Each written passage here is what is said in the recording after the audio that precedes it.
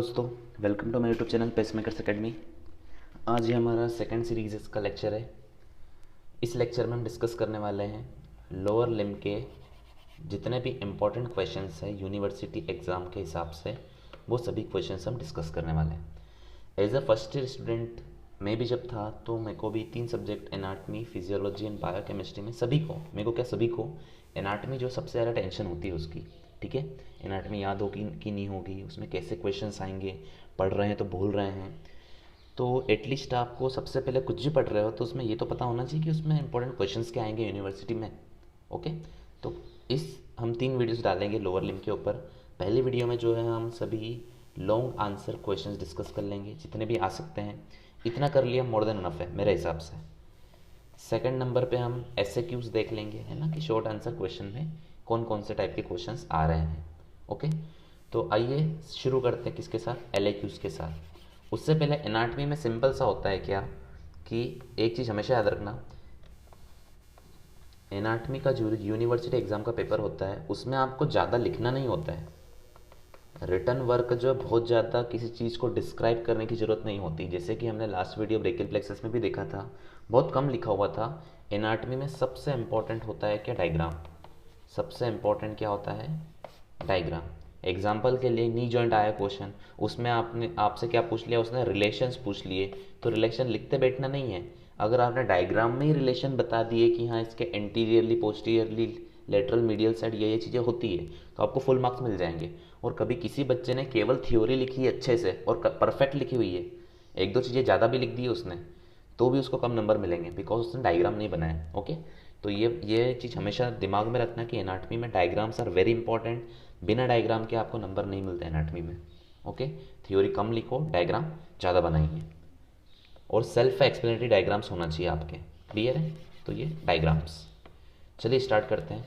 पहला question anatomy का,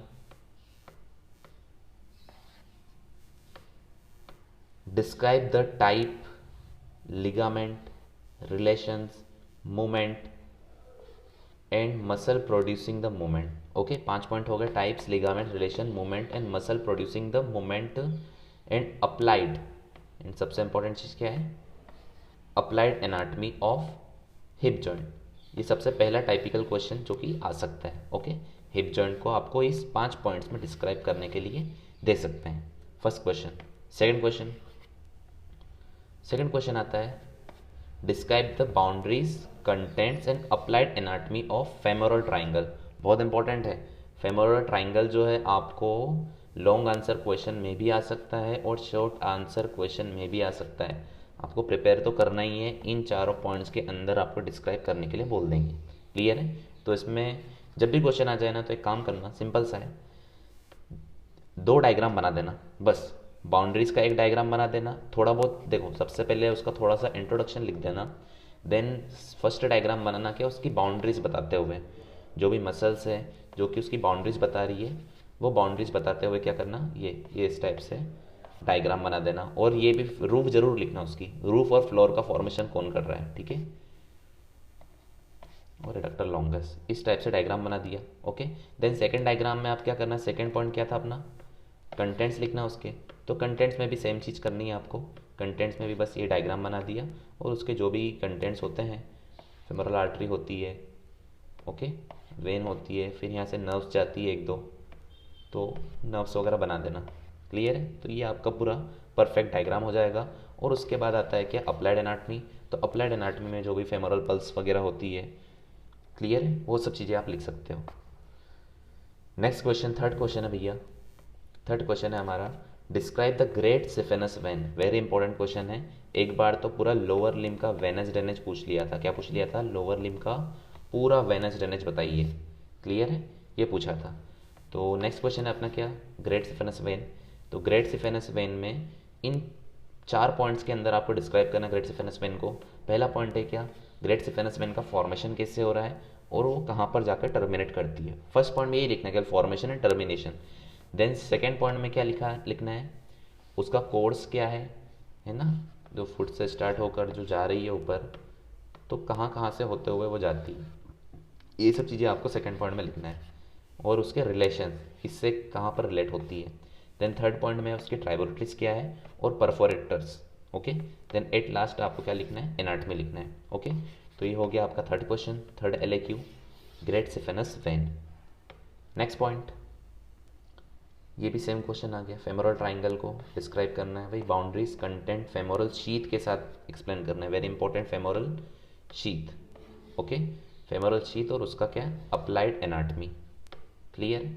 then next question, fifth वाला, describe the anatomy of sciatic nerve. Sciatic nerve भी describe करने के लिए आ सकती है, जैसे अपर लिम्ब में तो बहुत सारी नर्व्स हैं इंपॉर्टेंट, यहाँ पर बहुत कम नर्व्स है जो कि आ सकती है। ओके, तो क्या लिखा है, describe the anatomy of sciatic nerve under the following heading, root value and उसके कंपोनेंट्स कितने हैं, रिलेशंस उसके, आर्टेरियल सप्लाई क्या होती है, ब्रांचेस ऑफ शियाटिक नर्व और क्लिनिकल इंपॉर्टेंस। ओके, इसके अलावा आप जो शियाटिक नर्व का डायग्राम बनाएंगे ना, शियाटिक नर्व का जो डायग्राम बनाएंगे साथ में, उसमें आपको मसल्स भी बताना है कि किस मसल को शियाटिक नर्व सप्लाई करती है। ओके, तो ये रहा कंप्लीट क्वेश्चन आपका किसका, शियाटिक नर्व का। ओके, सेम क्वेश्चन आप दूसरी जो नर्व्स है उसके लिए भी आ सकता है भैया, कुछ भी हो सकता है, ऑब्चुरेटर नर्व के ऊपर आ सकता है। ओके, ऑब्चुरेटर नर्व के अलावा टीबियल नर्व, टीबियल नर्व के अलावा फेमोरल नर्व।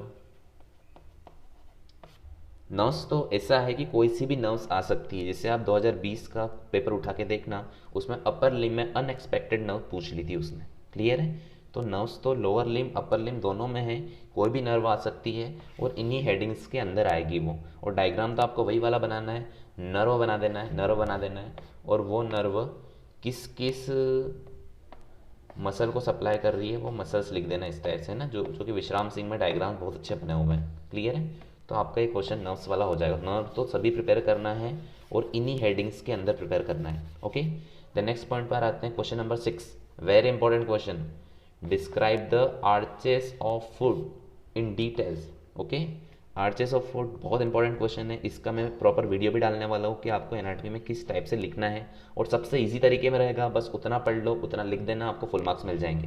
क्लियर है, दो आर्चेस होती है फुट में, ठीक है, एक मीडियल आर्च होती है, मीडियल लॉन्गिट्यूडनल आर्च होती है, और सेकंड क्या होती है, लेटरल लॉन्गिट्यूडनल आर्च होती है। तो ये दोनों जो आर्चेस के क्वेश्चन है ना, मीडियल का भी सेपरेटली पूछ सकते हैं आपसे, शॉर्ट आंसर क्वेश्चन भी आ सकता है, मीडियल लेटरल दोनों का शॉर्ट आंसर क्वेश्चन भी आ सकता है, और मीडियल लेटरल का ही भैया लॉन्ग आंसर क्वेश्चन भी अलग से पूछ सकते हैं। दैट्स वाई आपको मीडियल आर्च और लेटरल आर्च दोनों ही अच्छे से करना है, क्योंकि SAQ LAQ दोनों के हिसाब से क्या है, बहुत इंपॉर्टेंट है। बीच बीच में बेटा स्क्रीनशॉट लेते जाइएगा और अपने भी एक प्रॉपर इस टाइप से नोट्स बना लेना, आपको काम देंगे एग्जाम टाइम में। क्लियर है, देन हिप जॉइंट तो हो गया था, हिप जॉइंट के बाद इसी सेम तरीके से नी जॉइंट का क्वेश्चन आ सकता है। देखो जॉइंट तो तीन ही आते हैं इसमें, हिप जॉइंट के अलावा किसका, नी जॉइंट का क्वेश्चन भी सेम वे में पूछ सकते हैं आपसे। वही आर्टिकुलर सरफेसेस डिस्क्राइब करना है, लिगामेंट्स कौन कौन से होते हैं ये डिस्क्राइब करना है, उसके रिलेशंस डिस्क्राइब करना है। क्लियर है, रिलेशंस के बाद उसके मसल्स वगैरह, और नी जॉइंट में सबसे इंपॉर्टेंट है कि बरसी, बरसी बताना आपको जरूरी है, कितने बरसी होते हैं, बहुत सारे बरसी होते हैं नी जॉइंट में। क्लियर है, उसका मोमेंट, मोमेंट के अलावा क्या, applied anatomy of knee joint. इसके अलावा एक पॉइंट मिसिंग है यहाँ पर, नी जॉइंट में एक SAQ भी अलग से आता है, उसका पता भी होगा आप लोगों को, लॉकिंग एंड अनलॉकिंग है ना, लॉक और locking and unlocking of knee joint, ये अक्सर वाइवा का भी बहुत इंपॉर्टेंट क्वेश्चन है, पूछा जाता है, लॉकिंग एंड अनलॉकिंग की मसल्स कैसे होता है, किसका मीडियल रोटेशन किस पे होता है, तो ये सभी क्वेश्चंस आपसे पूछे जा सकते हैं। ओके, देन आ जाइए नेक्स्ट, नी जॉइंट के अलावा एक और जॉइंट है एंकल जॉइंट, एक और जॉइंट है क्या, एंकल जॉइंट। भैया एंकल जॉइंट पे भी जरूर है, क्वेश्चन आ सकता है, कभी किस्मत खराब रही आपकी तो, लेकिन किस्मत अच्छी रही, मैं तो ये बोलता हूँ किस्मत अच्छी रही तो नी जॉइंट आ जाए, सॉरी एंकल जॉइंट आ जाए, बिकॉज एंकल जॉइंट जो है ना सबसे इजी है, वेरी इजी। क्लियर है, एंकल जॉइंट सबसे ज़्यादा इजी है मेरे हिसाब से, नी जॉइंट हिप जॉइंट ये थोड़ा टफ पड़ता है, लेकिन एंकल जॉइंट ऐसा है कि आप भूलोगे नहीं।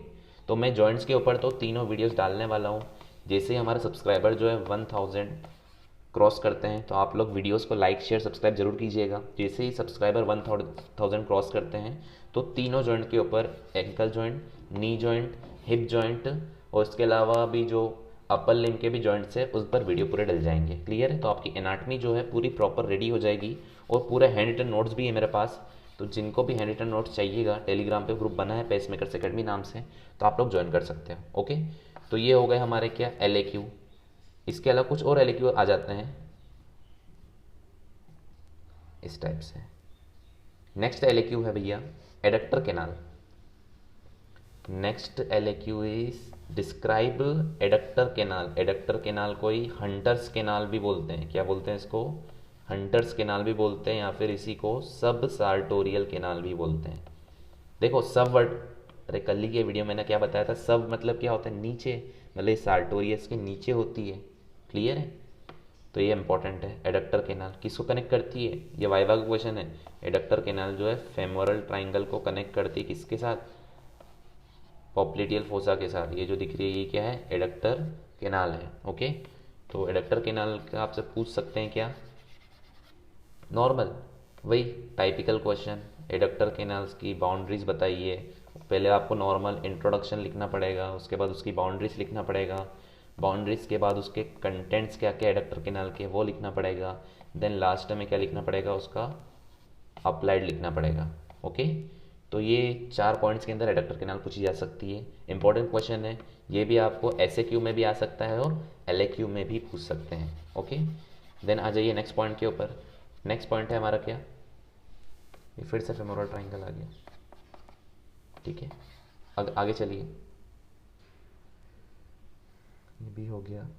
ये पूछ सकते हैं, ऐसे क्यों में आ सकता है ना, कि फ्रंट ऑफ द लेग की मसल्स को आपको बस इन्यूमरेट करना है, नाम लिखना है ओनली। ऐसे क्वेश्चन आते हैं। अब तो MCQ कर दिए, लेकिन भरोसा नहीं कि आपको कुछ भी दे सकते हैं, वो अगले साल हो सकता है पैटर्न चेंज हो जाए, तो आपको प्रिपेयर तो उस हिसाब से ही करना है। नेक्स्ट क्वेश्चन है describe the boundaries and content of popliteal fossa. ये भी इंपॉर्टेंट है। इस क्वेश्चन का भी कुछ भरोसा नहीं किस में आ जाए, LAQ में भी आ सकता है और SAQ में भी आ सकता है ना। तो पॉप्लिटियल फोसा में करीब 3 डायग्राम्स होते हैं। विश्राम सिंह उठा के देखिएगा, 3 से 4 डायग्राम्स होते हैं। कभी LAQ में आ गया ना, तीनों चारों डायग्राम्स बना देना, बहुत ईजी है, 2 मिनट में बन जाते हैं। लाइनें ही तो खींचनी है उसमें। क्लियर है? रूफ का डायग्राम बना दिया, बाउंड्रीज का डायग्राम बना दिया, कंटेंट्स का डायग्राम बना दिया। क्लियर है? और उसकी अप्लाइड एनाट में लिख दी। तो ये पॉप्लिटियल फोसा। नेक्स्ट क्वेश्चन, ये पॉप्लिटियल फोसा। अगला क्वेश्चन है ग्लूटियस मसल्स के ऊपर आ सकता है इसका। ओरिजिन, इंसर्शन, नर्व सप्लाई और action of gluteus muscles. Okay, then ये तो रिपीट हो रहा है क्वेश्चन।